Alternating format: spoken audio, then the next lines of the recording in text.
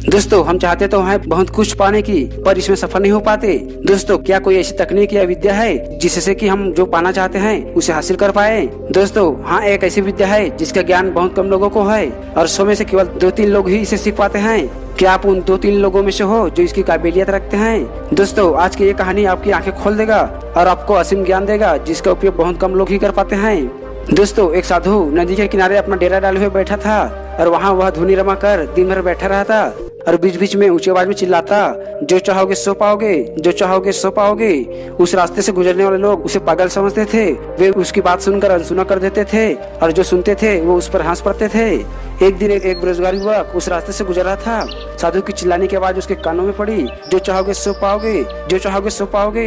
ये वाक्य सुनकर वह युवक साधु के पास आ गया और उनसे पूछने लगा, बाबा आप बहुत देर से जो चाहोगे सो पाओगे, जो चाहोगे सो पाओगे चिल्ला रहे हो, क्या आप सच में मुझे वो दे सकते हो जो मैं पाना चाहता हूँ? साधु बोला, हाँ बेटा, लेकिन पहले तुम मुझे ये बताओ कि तुम पाना क्या चाहते हो? युवक बोला, बाबा मैं चाहता हूँ कि एक दिन मैं हीरो का बहुत बड़ा व्यापारी बनूं।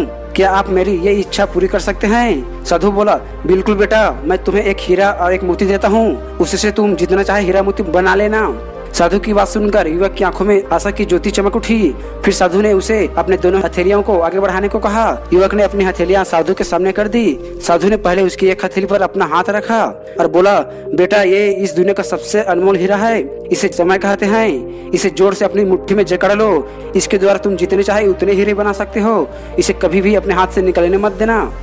फिर साधु ने अपना दूसरा हाथ युवक की दूसरी हथेली पर रखकर कहा, बेटा ये दुनिया का सबसे कीमती मोती है, इसे धैर्य कहते हैं। जब किसी कार्य में समय लगाने के बाद भी वांछित परिणाम प्राप्त न हो तो इस धैर्य नामक मोती को धारण कर लेना। यदि यह मोती तुम्हारे पास है तो तुम दुनिया में जो चाहो वो हासिल कर सकते हो।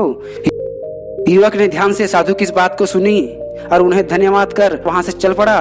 उसे सफलता प्राप्ति के 2 गुरु मंत्र मिल गए थे और उसने निश्चय किया कि वह कभी भी अपना समय व्यर्थ नहीं गंवाएगा और सदा धैर्य से काम लेगा। और कुछ समय बाद उसने एक हीरे के एक बड़े व्यापारी के यहाँ काम करना प्रारंभ कर दिया और कुछ वर्षों तक वह दिल लगाकर व्यवसाय कर हर गुण सीखता रहा और एक दिन अपने मेहनत और लगन से अपना सपना साकार करते हुए हीरे का बहुत बड़ा व्यापारी बन गया। दोस्तों इस कहानी से आपको सीख मिली होगी कि लक्ष्य प्राप्ति के लिए सदा समय और धैर्य नामक इस हीरे मोती को हमेशा अपने साथ रखे और अपना समय व्यर्थ न जाने दे और कठिन समय में धैर्य का दामन न छोड़े। सफलता अवश्य प्राप्त होगी। और जिस व्यक्ति ने ये 2 चीजें अपने वश में कर ली वो व्यक्ति कभी अपने लक्ष्य से भटक नहीं सकता। पहला समय और दूसरा धैर्य। दोस्तों ये 2 गुरु मंत्र हमेशा याद रखना और इसका उपयोग करना।